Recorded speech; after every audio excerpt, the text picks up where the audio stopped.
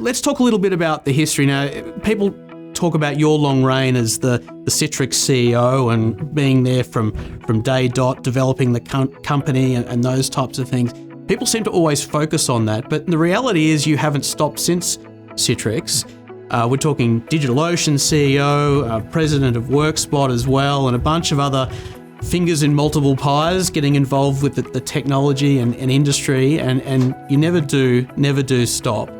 I think, instead of having your finger on the pulse, really, you're sort of the guy. I was trying to think of an analogy here. You're not the guy, on the paddles. You're sort of the guy that's giving the adrenaline shot, is what I like to think. So keeping really in tune with what's going on with EUC and what's coming up next in our industry. So I just wanted to have you talk to me a little bit about EUC. It's an acronym that's, to get another acronym that people come up with in our industry, which we love to do. Tell me a little bit about the history and where you've sort of seen it go over the past years, and then let's talk a little bit about the future. Well, that's a long story, but we'll try to take it in some chunks. So, well, first of all, when I retired from Citrix, one of the things that didn't retire was my love for technology. And back in the day, in the 80s, I got smitten by the potential of software to enable people, humans, etc. And in those days, no one really did it to make a fortune. They did it to make a difference, right? And so the whole idea of doing something you love that made a difference was just a powerful force. And that's carried me through. Carried me through my days as a startup marketing guy to Citrix.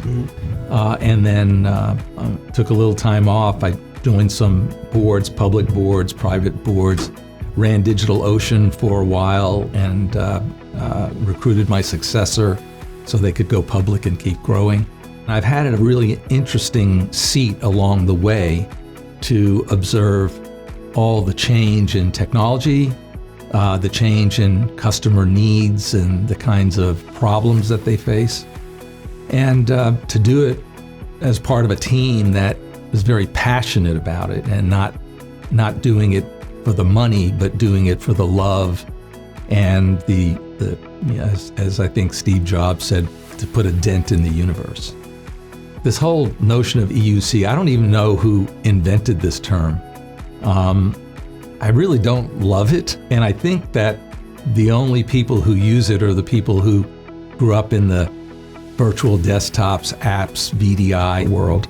So I tend not to use it a lot myself, but I know it is an important term for our industry. The whole thing started when, as the saying goes, apps were fat, pipes were thin, and people needed remote access. And they needed remote access if they traveled, if they worked from a branch office, just sort of, there wasn't much work from home. A lot of customers realized that, wow, these applications run faster, they're more secure, they're way easier to manage because they're centralized, and I can deliver them anywhere, in those days over dial-up connections. That's kind of where it all got its start. And then obviously we decided at Citrix we needed a lot more headroom, and we thought this technology was way more important than for simply remote access. And as we grew and customers started to deploy it to give access to applications and to deliver applications in any and all circumstances, not necessarily remotely, they found out that this was a whole way to do end user computing. And to do it more economically, get longer life from their desktop and endpoint hardware, to have a better security model, address all the data leakage sort of issues that happen along the way. This is long before cyber was a big issue. And I think that's where the origination of EUC came from. We imagined, I think, along the way that, this is the way to deliver every application. There was a time, believe it or not, when I believed that the ATM application should be delivered through a streaming methodology. And the reason is, again, security, managing updates, upgrades, because the ATM app is probably the most widely used app in the world, even today, because there are a lot of people that use an ATM app that don't use a browser, maybe even they don't even use a mobile, right? I think that's where the roots of so-called EUC are.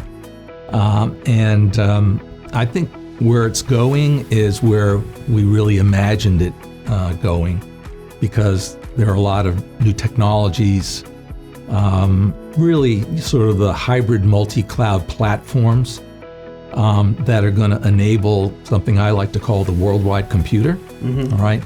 That through this worldwide computer, you'll be able to stream desktops and applications anywhere. And much in the same way that Netflix streams media, desktops and apps are a form of interactive media.